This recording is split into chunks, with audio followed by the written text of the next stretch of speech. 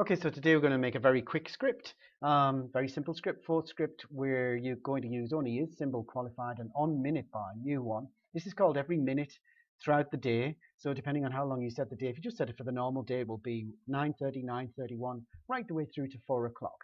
Is symbol qualified, we're just returning if symbol equals FB. So just one symbol is going to be true. And on minute bar, we're going to set a variable bar data to get from market data bar minute. We're going to go back 1 minute and pull the data. And we're going to print, we're going to use a new function here, service.time-to-string. This converts a system time, a numerical value for time, into a time that we can understand. And we can even format it if we want to. You can look at that in more detail in the documentation. And then we're going to print bar data. And that's it. So let's save that, do a new test, submit, go to our results. You can see we've got one new job. We can click on it. Let's collapse this down here. We're running 2017 January 20th. Click on it and wait for some information to come through on the console.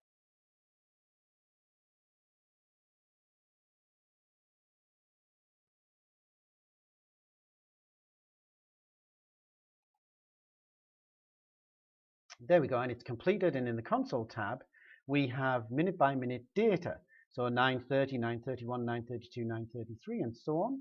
And then we have a printout of what the bar contains. Now, interesting to note, at 9:30, the bar doesn't contain anything. They're all empty. But then when we move to 9:31 and we go back 1 minute and we fetch the details, well, obviously we do get some data. So we get the open price on that bar at 128.10. We get the high price on that bar at 128. So this is an easy way, just printing out the whole bar is an easy way to see exactly what data is available in a particular bar. So why did this first bar not have any information? Well, at 9:30, there, obviously if you go back a minute, you're back into pre-market, and we didn't specify that we wanted to fetch pre-market data. So when you're fetching bar data, you have to be very specific as to what sort of bar data you want. It will, by default, it will only give you bar data during the trading day.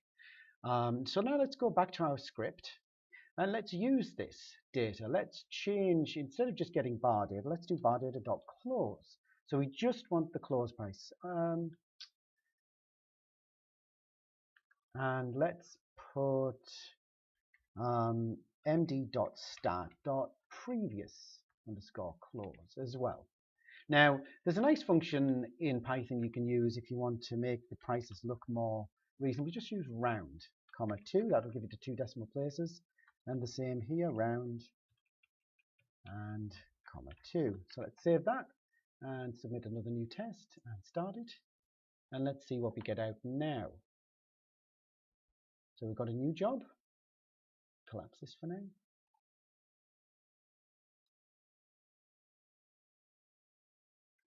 So we might have expected this to work, but it actually failed. Now, why did it fail? If we look in the console, it says type error, only length -1 arrays can be, so not very clear, but it does tell us which line the problem occurred on. So we were trying to get the bar close from the bar data. Now, what might have happened there? Well, the bar data the first time round doesn't contain any data, so the program crashed. So let's go back to the scripts. Now, how can we fix that? Well, let's go over to documentation and let's go for bar and let's go for minute. And we can see, as well as specifying what the start time is and the end time is, we can say include extended. So let's take that and let's go back to our script and let's say comma include extended equals true. Now you have to use a capital T for it to be an actual true. And we'll hit save and we'll do a new test and we'll submit again. Let's see what we get this time. Delete that bad backtest. Click on our new backtest. Collapse this down. And we can see it's running now. Click on the console and here we go. We've got values. So we've got values for every single minute just by putting that include extended in. There we go, all the way through the day for every minute. Obviously the previous day's close is going to stay the same, but we can see that the price went from, let's see where we opened. We opened at 128.24 compared to 127.55. So it moved up by 70 cents. So let's go back again to our script. And this time, rather than printing it out every minute, let's use this service time to string, and let's use this to be a little more selective as to when we print. So let's say if service time to string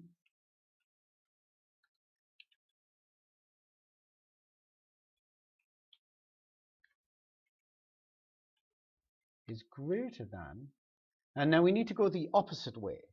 We need to take something that is in the format that we understand and convert it back into the numeric format that's used by the system.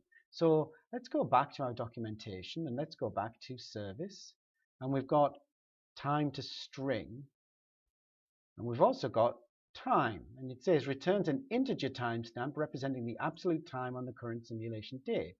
Time, hour, minute, second, millisecond. So let's take this, copy it, bring it back to here. Let's paste it onto here. We'll just tidy it up a little, bring it all back onto the same line. And let's say the time has to be after 10 o'clock. Hour 10, no minutes, no seconds, no milliseconds. Now, we don't need these if we're just doing 10 o'clock. We can delete those, but let's leave it at that. And we'll hit a control to say that we've completed that if statement. And the thing that we want to print is tabbed in by 1. So let's save that. And let's see what we get now when we run that. Let's go over to the results. Delete our last back test. Let's keep everything nice and clean. Got a new job. Let's collapse that down. Click on our 2017-120. It's changed to running. And it says it's failed. So let's have a look and see what the failure is. Failure is global name time is not defined. We just used time. We didn't tell it time is a subset of service. So let's go back to scripts. And we need to put service.time. Save, new test, submit, results. Delete the one that we were looking at. Click on our new job and collapse that down. Click on our day, click on our console. And now it's running. So what I'm trying to do here is show a typical sort of step-by-step that you might go through. Not that I would go through. I've got code. Once you get experience with the system, you'll have your own code. And you'll paste in your code and you'll modify your code and you'll tweak your code. But when you're starting out, you're going to want to do experiments. So we can see now we're starting at 10 o'clock. So that gives us a real opportunity here to say, okay, well, if the timestamp is greater than that, then what we're going to do, rather than just print, what would happen if we wanted to actually place an order if it's after 10 o'clock? So let's again put this in, but this time I'm bringing in another new line, and this is a call to order. Order, I'll go by the self that we've received, self.symbol. We're telling you that's the symbol we want to place the order on. Algorithm equals market. So you could do a market order or a limit order. And there are lots of orders that are available in the main system, but initially we'll just play with market and limit orders. Our intent. So is our intent to place an initial order, to increase an order, to decrease an order, or to exit an order? Those are our options. And then the order quantity, how many shares we're going to want to place. Now, we don't want to place an extra 100 shares every single minute. So what we'll do is we will set up a variable and we will track that variable and we will check that variable. So we only place one order. So let's call that in position equals 1. Now we need to initialize this variable. So we're going to use a def on start here. Okay. Now, what exactly is the structure of onStart? Well, let's go to the documentation, and it's not a service, it's a strategy, it's onStart. And there it is, there's the structure of onStart, so we can take that, we come back to here, we can pop it on a new line, we can clean that up.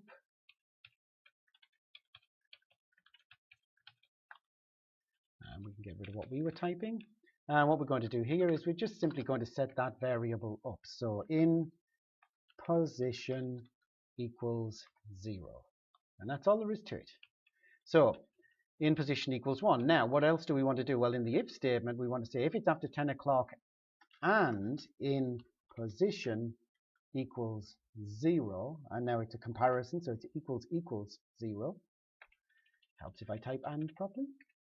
So it's going to place an order, and it's going to print out the timestamp. Now, we will also, let's copy all of this and paste it in again. And this time we'll say, if timestamp is greater than, let's say, we're going to use the 24-hour clock here. So we're going to say 15:55. And in position equals 1. Then we're going to do an algo sell. And it's going to be a market order, and we're going to exit. Now, there are certain times of the day when you can place orders and you can't place orders, and there are most people expect that you can place an order at any time, but there are certain restrictions on the market. If you want to capture the opening price, you have to place your order before the open, and that's in what they call an opening auction. And at the end of the day, they have a closing auction where they try to establish what the closing price is going to be for a symbol. So rather than leave it to 15:55, let's get well before the closing auction. Let's say it's 15:40. Now, once we've sold our position, we could set in position back to 0, but then when it comes through in the next minute, it might enter a position again. So let's set it to a third value. Let's set it to 2. So now it will not enter another position. So in theory, this will now, and we can actually put on here, in quotes, opening, close quotes, comma, and here we'll put exiting. And let's put, instead of opening, let's put entering. Now let's save that script and let's see how well that works. Let's submit it, go over to the results. We don't need that backtest anymore. Let's delete that and let's look at our new job. We don't need the scorecard for this. So on our results, we failed again. Now, okay, that's interesting. Why did we fail on this occasion? Local variable in position referenced before assignment. And where was it referenced? Well, it was referenced in the if statement. It was trying to see if in position was 0. Okay, so why did that happen? So let's go back to the scripts and we can see that we set it up in onStart and then we reference it here, but it didn't make its way from onStart into onMinutBar. Now, why is that? Well, in Python, each of these is considered its own unique little program, and so the variables contained within it will not be transferred from one program to another program. But if we use self on the front, then it will get transferred. So we put a self here, and we put a self here, we put a self here, and we put a self here, and finally one here. Okay, let's save that again. I'm leaving these problems in because these are problems that you will experience. So new test, submit. Let's go over to the results again. Let's delete our failed test. And we've got one new job. So let's delete this one as well. And our new job is changed to running. So we've got another failure, but we do have some P&L. So something happened. So let's see where we got to. Down here it says when intent is exit, order quantity and position size cannot have a value. So when I copied our order line for the buy and pasted it in for the sell and said it was an exit, I said I wanted to exit 100 shares. Now, if you're specifying a size, you can only do that when you're decreasing a position, not when you're exiting. When you're exiting, you're exiting. So all we have to do is take that out. We hit save, we hit new test, we hit submit, we go back to our results, we delete the failed test, and let's have a look at our job. Collapse this down.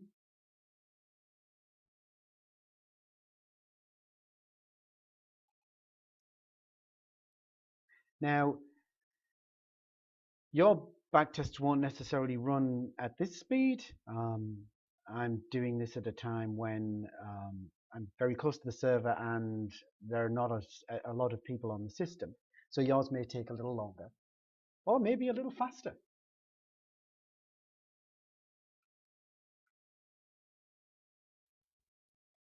There we go, it's changed to running and it's got to 100%. And in the console we have entering at 10 o'clock, exiting at 15:40, and we can see that we went long and the price went down. So we will have lost money. And we can see we lost about $100, which is about right. We lost about $100. Now, the price at the time looks like we lost a straight $1 times 100, so it should be $100 on the button. We actually lost 104.03. So why is that? Well, let's look at our trades tab. Now we can see Facebook trade, its entry price was 128.20. So when we bought, we were a little above the most recent close price of the minute. And then when we sold, we were a little below the close price of the previous minute. And that's not unusual, that you've got a bid and an ask price, and often the price will go off at one or the other depending on how the trade is submitted and depending on what the market is doing. And we can look at each of these tabs in turn. Portfolio, we bought 100 shares, we sold 100 shares, now total net P&L was minus 104. Individual orders, we can see we sent one out at 10 o'clock, 0.017 seconds, and one out at 15:40.809 seconds.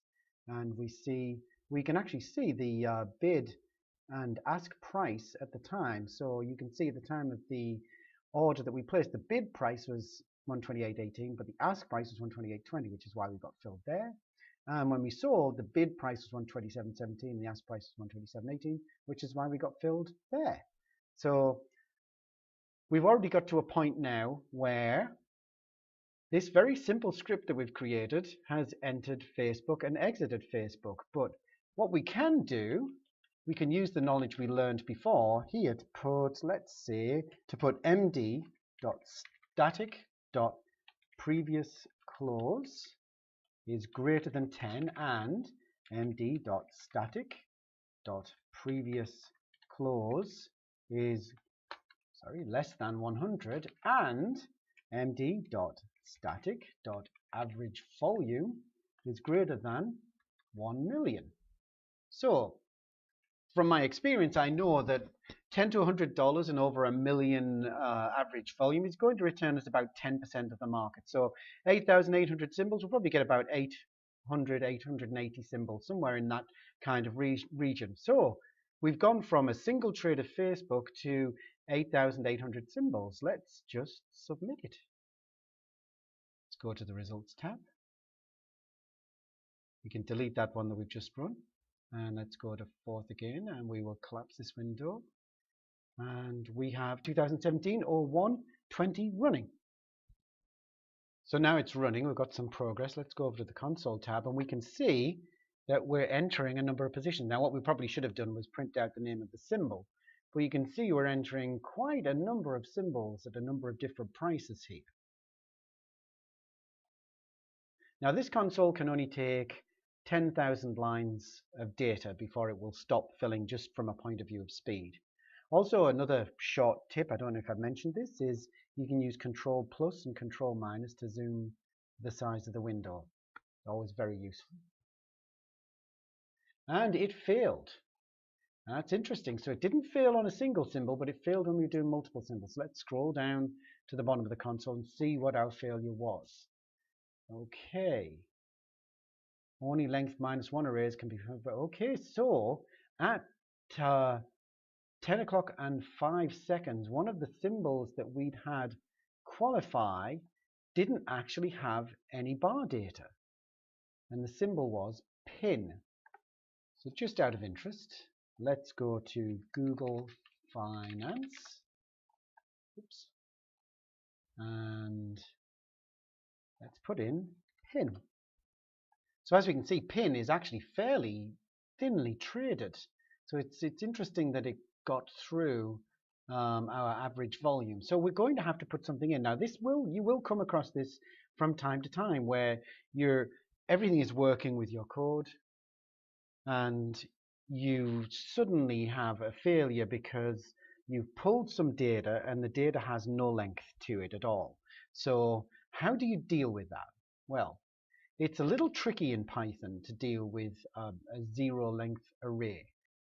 We actually only want the bar data closed, so let's put that in there, and then on our print statements we can get rid of that clause from there, and we can get rid of that clause from that print statement as well, because it's going to automatically be the clause.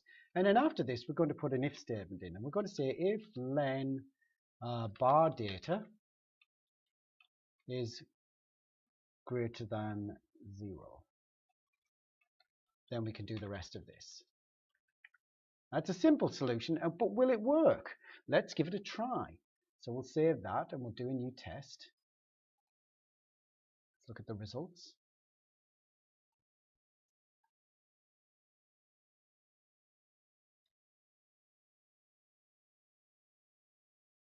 So we've got a lot of entries going on here. We're at 10:01, 10:02, 10:03, 10:04, 10:05, and we should have actually put the symbol in there as well, shouldn't we? So let's, while we're waiting for this to run, let's go back to the script and let's put self.symbol, comma, and put it on both of those print lines. Self.symbol. Save that. Let's go back to our results. And so we can see that we've actually got past the point of our problem now by simply adding in a check of the length of the data that we've got back.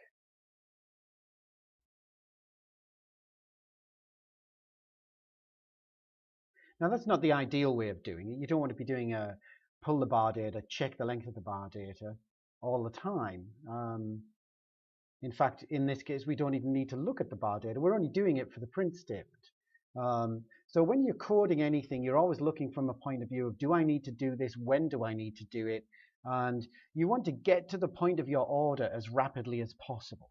And we'll get into that in later videos. But this is just an introductory video showing the kind of steps that you might take and the kind of problems that you will hit upon.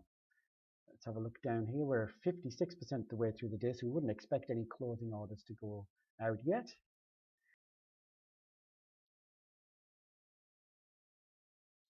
And there we go, it's completed. We lost nearly $9,000. We can see our P&L. Obviously, it didn't know what our P&L was. It was at 0 for most of the day because we hadn't exited any positions. And then at the end of the day, we exited and registered our loss. And our capital was held throughout the day. And if we click on the console to refresh it and scroll down, we can see all of those exits as well. So let's look at our trades. And we can see we've got some trades. If we click on this, we can sort them by negative, sort them by positive. We've got a trade that made $205. Equally, we've got a trade that lost $304. So let's go back to the script again. And this time, we're going to use this bar data, this close price. And we're going to say that not only does the time have to be over that time period and we're not in a position, but also the current close price has to be lower than the previous close. So we've got the previous close here, so let's just copy that.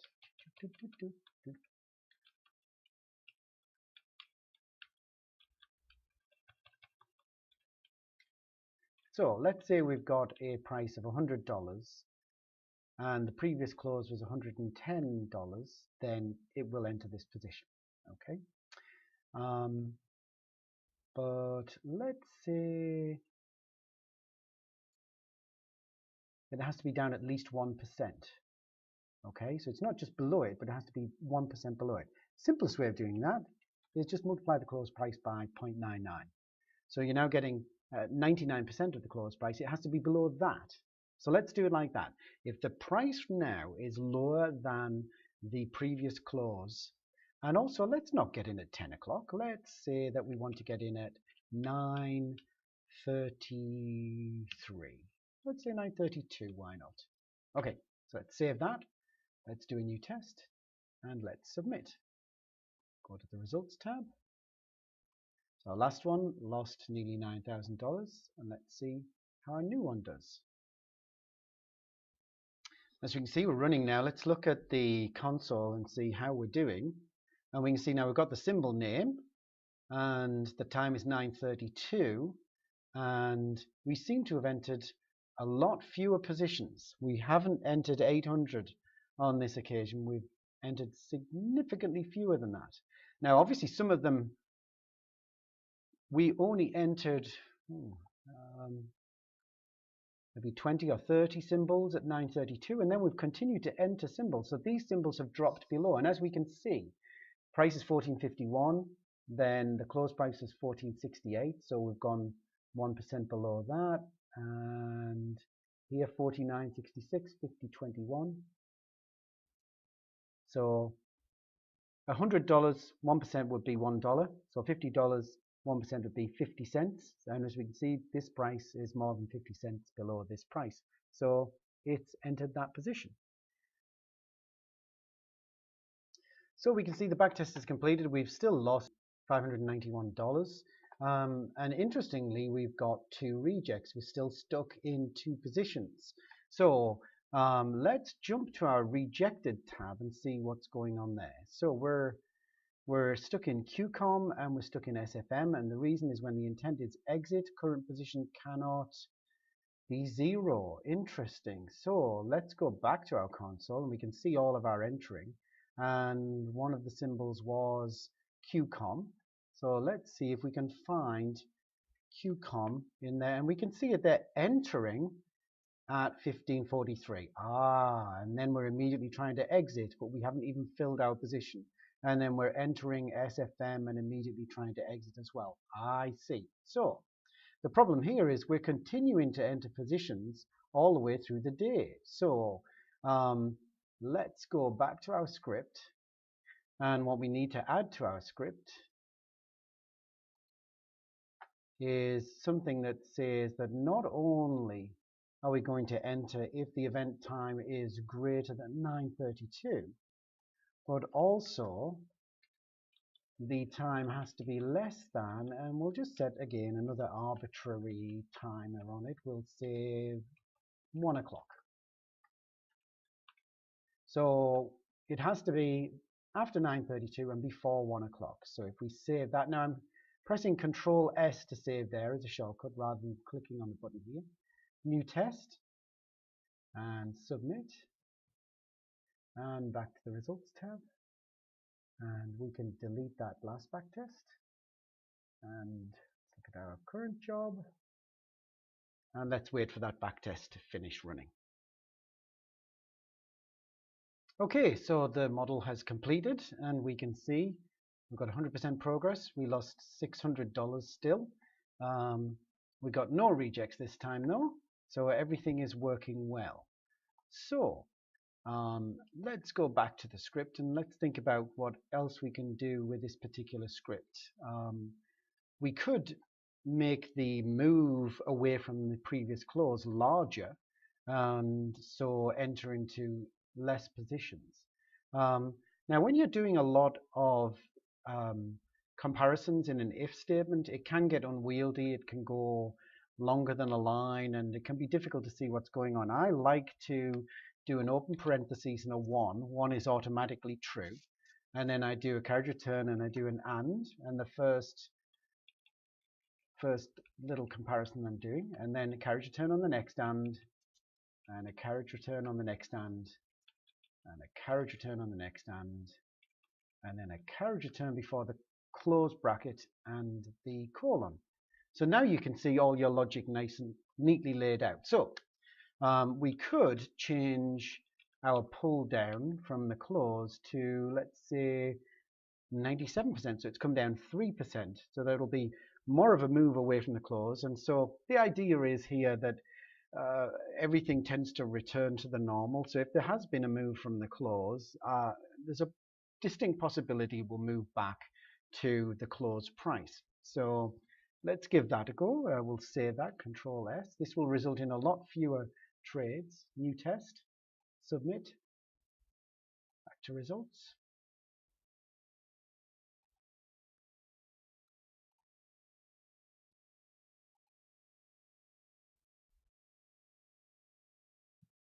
Okay, so the backtest is finished. We're still losing money, 196. This time we have significantly fewer trades taken, and let's have a look at those trades. And we can see we've got some good profitable trades there, and we've got some big losers there. Now, interestingly, we've got UGAS and UVXY, and I noticed VIX and then VIXY. These are all VIX-related symbols. So this is where a little experience in the market comes into play, that you may not want to be trading those symbols.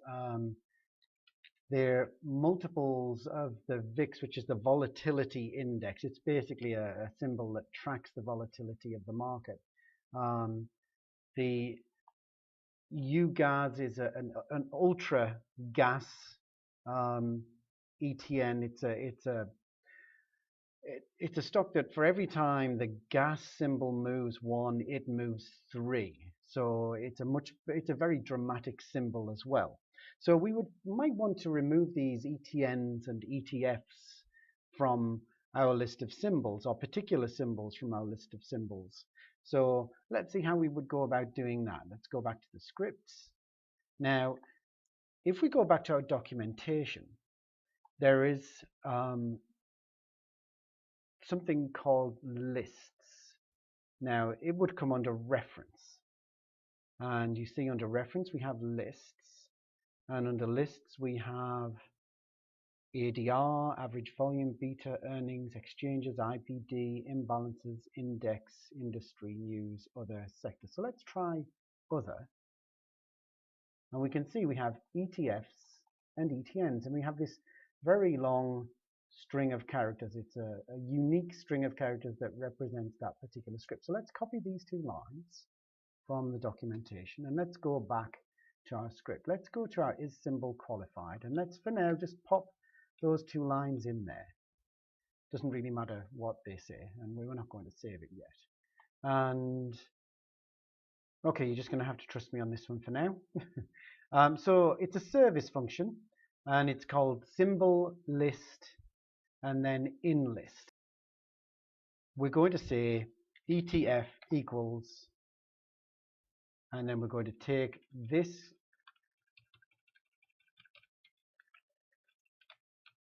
and pop it here. And then we're going to do the same thing.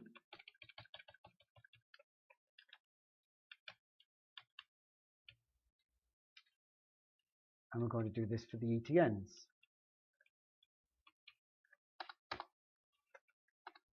And we're going to pop that there. We call that ETN. Okay? And we're going to say, so what this is doing is it's looking at that list and it's looking to see if the symbol that we provided, we need to close those parentheses. See, we've only closed that one. We then need to close that one. Same for this. And we're going to say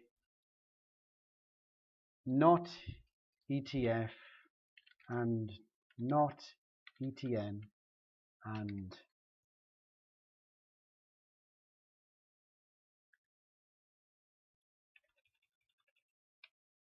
just to make it clear. Let's just put those in parentheses just to make it clear what's going on there. So what we're doing is, as the symbol comes in, we're checking to see if it's in the list. And it will be true if it's in that list. It'll be a 1. And we're checking to see if it's in that list. And it will be a 1 if it's in that list. So we're saying it has to be 0. So we're saying not 1 and not 1. Okay? So just a couple of other things before we submit this script. First of all, these are strings that we're passing, so we need to put those in quotes. So, did that incorrectly. Let's do that again. There. And there. Also, you see how the parentheses light up green there? We've got another parentheses back here. It's red because it hasn't got a close. So let's close that one at the end here. And finally, that particular command, service symbol list in list, actually needs two. It needs the list and it needs what you're looking for. So we've got to put symbol in here at the end. And the same on the slide, symbol. And that should be good to go. So let's submit the test. 120, submit. Go to the results page, and we can click on 4th up here where it says 1 new job submitted. Now, you notice down here we've also got our script names and a history of backtests that we've done. I've only got one history in each of them because I'm trying to keep it nice and tidy for now. But you can also click on there to jump to there. So if I wanted to jump to the results for the first script, there it is. Then jump to this script, there it is. It's still backtesting. So let's collapse this down and 217, 120 and wait and see what the result is.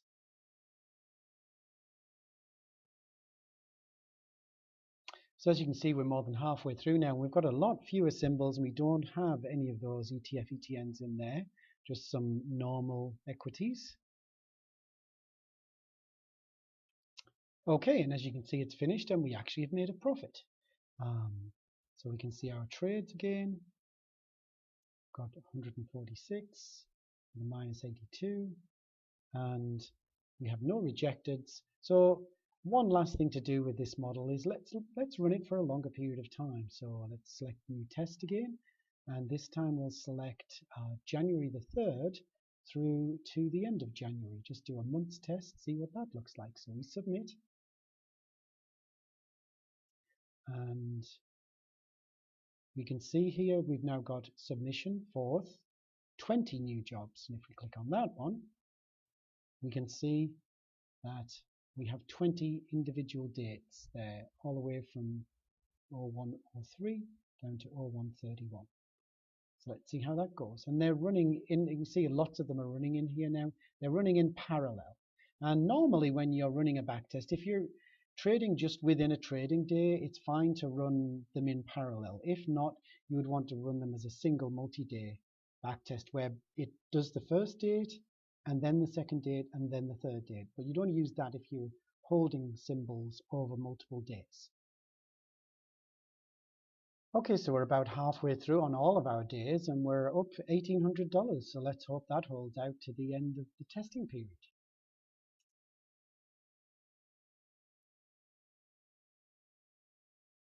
And we can see now as a number of the backtests are coming to an end that we have a number of positive days, some significantly positive days, and we're just waiting for the last few of them to finish. Currently almost $5,000.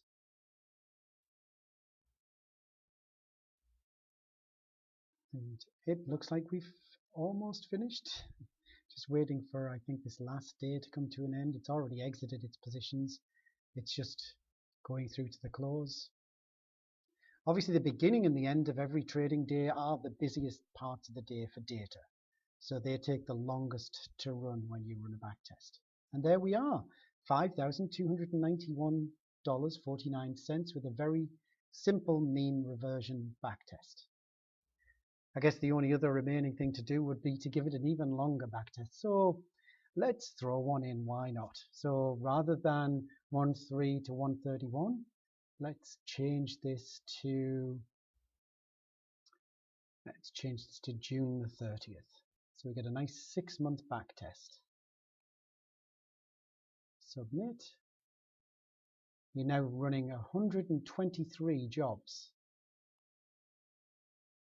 So it's normal for a year to be about 250, 260 trading days in a year. And here we are, we've got a much smaller scroll bar here.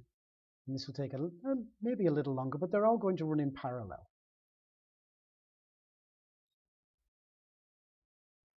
So when you have a long backtest, it's very difficult to see if you've completed them all and where the ones that haven't completed yet are. So this is where this upper section starts to come into play. You can see the P&L on individual days. You can see how your cumulative P&L was going, and you can also see how your total jobs are going. We've got 118 completed out of 123. Just waiting on the last few. They're almost complete. Okay, so the backtest is complete and the scorecard is calculating now, and we can see we lost $7,000 over the first 6 months. We had a couple of really bad days in there as well that we might want to look into just to see what the source of the problem was on those days. Was it particular symbols? And maybe look into those symbols to see why those symbols performed badly. If it was a more sophisticated model, you'd probably do that. But this was just something to get us going, to show you how you could tweak a model and just keep developing it, adding features to it. And we'll go a little more complicated again with the next one.